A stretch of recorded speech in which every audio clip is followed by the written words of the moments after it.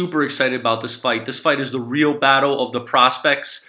Both Shavkat and Carlston are really good, and they've burst on the scene and generated a lot of splash.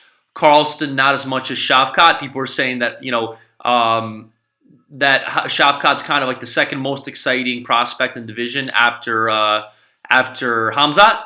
So baby Hamzat. I'm just kidding. But seriously, Shavkat is really damn good. I think his only problem is like boxing defense. I don't think he moves his head too much. But everything else, this guy is really, really freaking good in.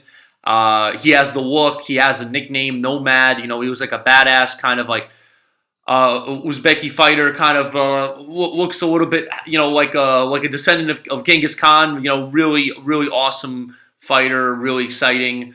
Both very tall for the division, tall and lanky, and strong. I see kind of, even though Shavkat has, half his wins, I believe, are by submission, half his wins are by knockout, which is really cool.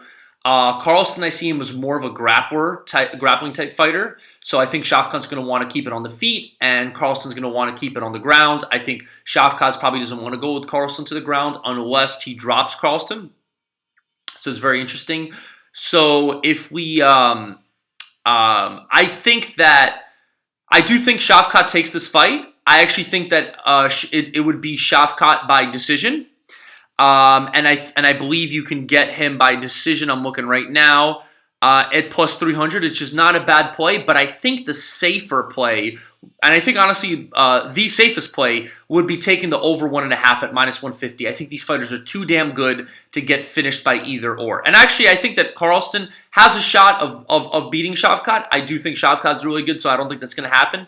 But, it's just unfortunate that they paired up with each other because they're both really good prospects. It'll be sad to see. It's almost like Brad Riddell against Rafael Fiziev, where although Riddell was still a good prospect, I mean, it's tough. It's tough to see his future when he got knocked out so brutally by Fiziev. So I think the safest play is taking the over 1.5. I think it's pretty easy play, minus 150. Maybe, if you have a little more balls, maybe plus 180. To go the full distance, but I think at that point you're better off grabbing Shavkat and grabbing it at plus 300. The other play I would recommend is maybe parlaying Shavkat minus 240 with Sean Strickland. I think he's minus 220, so you can get him for close to like plus 100 odds, a little over, maybe like plus 120. And just to real quick go through their records. So Shavkat, it was funny. His last fight, it was against Michel Prazeres, who was a great jiu-jitsu guy, and he has a really great record, 26-3. And I think he was undefeated for a long time before he fought Shavkat. And to be fair, he was an older fighter, and I think he had a big layoff. But the fact that Shavkat submitted Michel, who's like a top jiu-jitsu type athlete, I mean, he did looked like he kind of quit in there, but. It was also funny to see the giant height differential. Michel's probably one of the shortest guys in the division. Shavkat might be the tallest. So it's pretty wild. Him against Alex Oliveira was an awesome fight. He was winning on the feet and with that beautiful guillotine choke. And I mean, to be fair, I know that win did not age too well. Since Cowboys lost to Randy Brown and Nico Price. That Nico Price fight was very close. But to be fair, Alex Oliveira, Cowboy, he's always a tough out for anyone. And the fighters he's lost to are solid. Randy's a solid prospect. Nico Price is a good fighter. So that's just because he's coming off losses doesn't mean doesn't mean that's not a legitimate win by Shavkat. I mean, kind of people are saying that was like the thing with Hamzat, where their names almost rhyme. Also, Hamzat and Shavkat. But Hamzat had those wins against the Reese McKee, who I think he may have gotten cut, but definitely the Scottish gentleman that the Korean Ninja Turtle guy beat as well. He got cut from the UFC. So people are saying, oh, that's not that good. Just because the guys got cut doesn't mean they're not solid wins. But, that's just something to keep an eye out for. But, again, he is an undefeated fighter. Shavkat, looks like he's 14-0. He's trying to go 15-0. He did have 2 losses in the amateurs to Gazimurat Kiragamedov, who's probably a really good fighter based on his last name. Let's see what his record's at. His record's at 10-4, so I guess not as good as I thought it would be. But again, this is early amateurs; doesn't even freaking matter.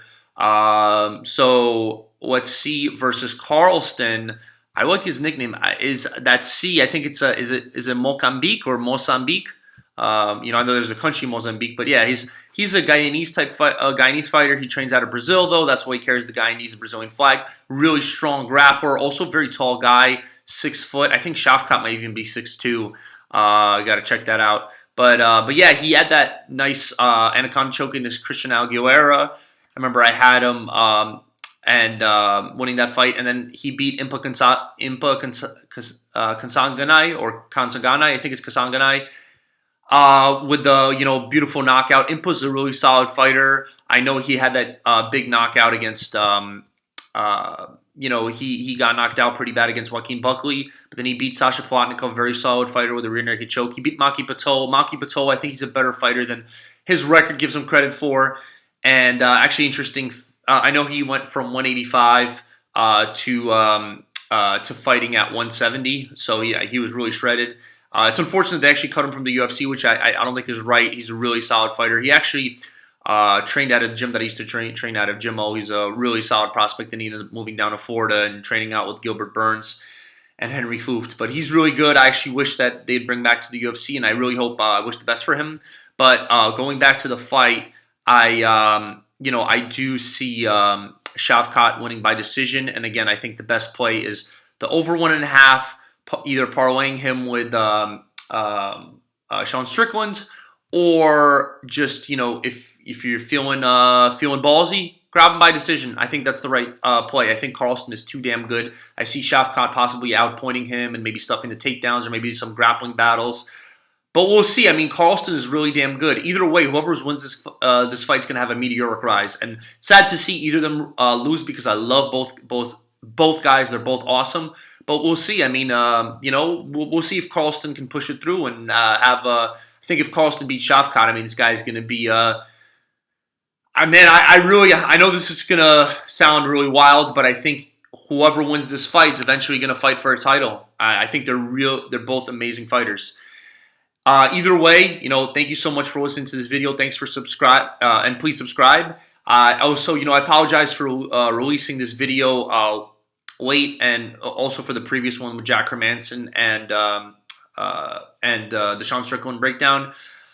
I'm definitely going to be releasing these videos earlier. I did, since I ended up kind of waiting later on in the week, I was like, might as well wait to look at the weigh-ins. Obviously, these guys both look great. They both were tough, staring each other down.